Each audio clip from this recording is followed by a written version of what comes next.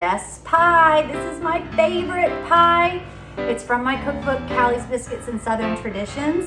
It's super easy, but what I want to tell you is this is the best love story. I had to wear my love shirt today. So I'm going to melt some butter, which is the first part of the recipe, and then come bake with me and I'll tell you the story of my friend Alex's chess pie. One of my dear friends from college who I live with in New York, it's her recipe, Alex, and the story is, this is the chocolate chess pie that my husband says he fell in love with me for. So thank you, Alex.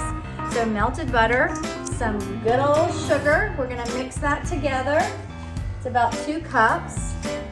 And then we're gonna add some unsweetened cocoa powder with flour, but I'm gonna sift that in. I already have my pie crust waiting to be filled. Got my flour here, my grandmother's sifter, which I love. And I'm just gonna mix it with the cocoa powder and add this in. And it smells so delicious. Switch to a whisk now. And the next thing that we're gonna add is some eggs, 4 of them. I've already beaten them. And I'm gonna add a very generous teaspoon of vanilla. I already have my oven preheated to 350 degrees. I always have pie dough in the freezer, so I took some of that out last night and rolled it, got it really thin.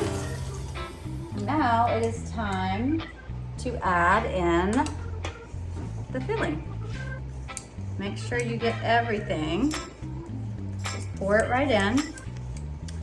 We're gonna put a piece of foil over the top and it's gonna bake at 350 for about 45 minutes, but we're gonna take that foil off about 5 minutes before and let it bake without the foil for the last 5 minutes. So now it's ready to go into the oven. I can smell it. I took the foil off about 5-6 minutes ago and just letting it get perfect on the top and letting it set. So now we're gonna pull it out of the oven. Favorite pie. So delicious, smells so good. I can't wait to dig in, and most importantly, I can't wait to make John eat a piece tonight. Chocolate chess pie, y'all, dig in.